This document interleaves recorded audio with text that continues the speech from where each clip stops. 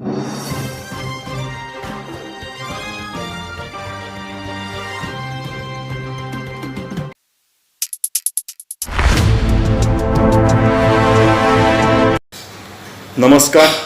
मैं मिलिंद खराड़े, महाराष्ट्र प्रदेश कांग्रेस कमेटी सदस्य।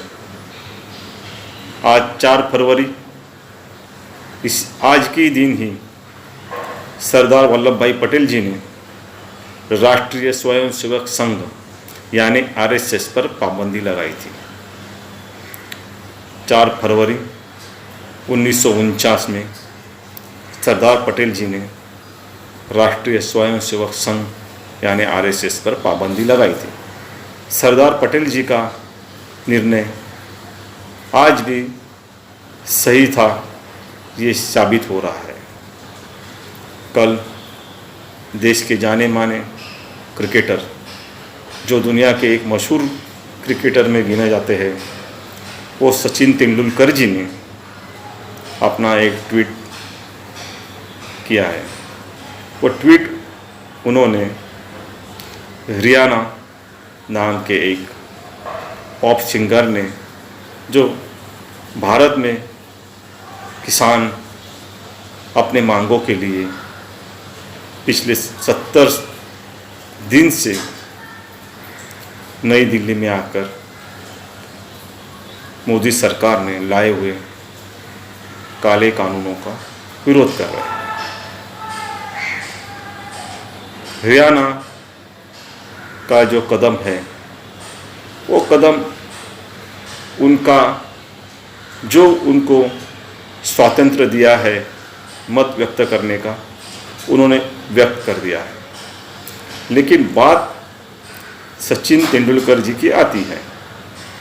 सचिन तेंदुलकर जी पिछले 70 दिन से शांत बैठे हुए थे।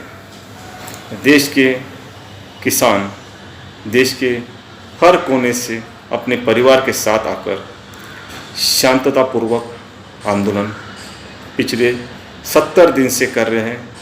इसमें 200 से ज़्यादा किसान शहीद हुए हैं। 70 दिन में ना सचिन तेंदुलकर जी ने इन किसानों के प्रति कोई संवेदना प्रकट की, या जो किसान इस आंदोलन में शहीद हुए उनके प्रति कोई संवेदना प्रकट की। लेकिन कोई बाहर का आदमी हमारे देश में दखल ना दे, एक कारण देकर सचिन तेंदुलकर जी इस लड़ाई में अप्रत्यक्ष तरीके से मोदी सरकार जिन उद्योगपतियों के फायदे के लिए एक काले कानून ला रही है, उनके तरफ से मैदान में कूद पड़े।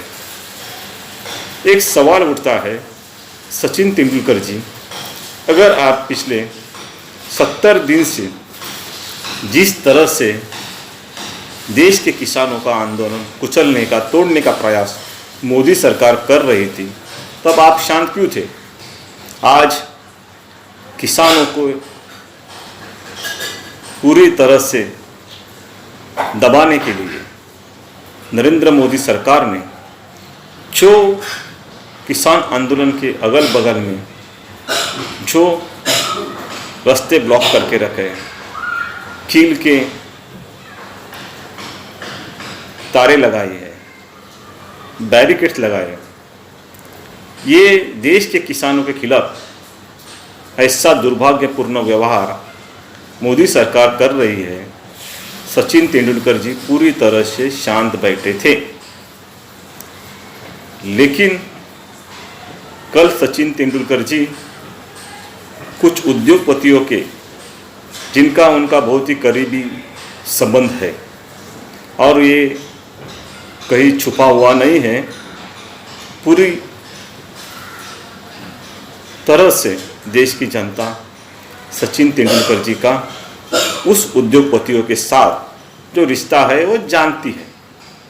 सचिन तेंदुलकर जी मोदी सरकार के अप्रत्यक्ष समर्थन में आकर एक काले कानून के पीछे कितनी बड़ी साजिश इन उद्योगपतियों द्वारा रची गई है इस सामने आया है। सचिन तेंदुलकर जी, आप कहाँ थे जब नोटबंदी हुई थी, जब देश के नागरिक मीलों मील दूरी तक नोटबंदी की वजह से बैंकों के सामने खड़े हुए थे। उस लाइन में सैकड़ों नागरिक, इस देश की जनता की जान गई थी। सचिन तेंदुलकर जी कहाँ थे? जब कोरोना का फैलाव देश में हुआ तब करोड़ों नागरिक एक शहर से दूसरे शहर, देश के हर कोने में घूम रहे थे अपने परिवार के साथ। उसमें हजारों नागरिकों की जान चली गई। तब सचिन तेंदुलकर जी कहाँ थे?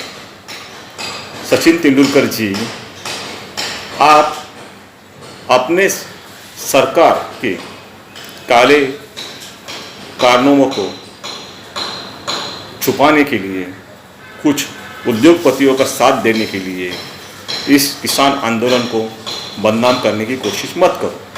देश की जनता जानती है आप अच्छे महान क्रिकेटर हैं, ये बात सही है, लेकिन आप अच्छे व्यावसायिक भी हैं और आप अच्छे राजनीति भी करते हैं। वो ऐसे आप दिखाते नहीं आप राजनीति कैसे करते हैं, लेकिन देश की जनता भूली नहीं है। विनोद कांबली हो या आपके समवयस्क और क्रिकेटर हो, उनको आपने कैसे दबाया था ये देश की जनता जानती है। तो सचिन तेंदुलकर जी, आप महान क्रिकेटर हैं, आपका विश्व में सम्मान किया जाता है। आप किसी भी उद्योगपति या नरेंद्र मोदी सरकार को फ़ायदा पहुंचाने के लिए आप किसानों के अप्रत्यक्ष खिलाफ मैदान में उतार कर किसान आंदोलन को बदनाम करने की कोशिश मत करें। जय हिंद, जय महाराष्ट्र, जय कांग्रेस।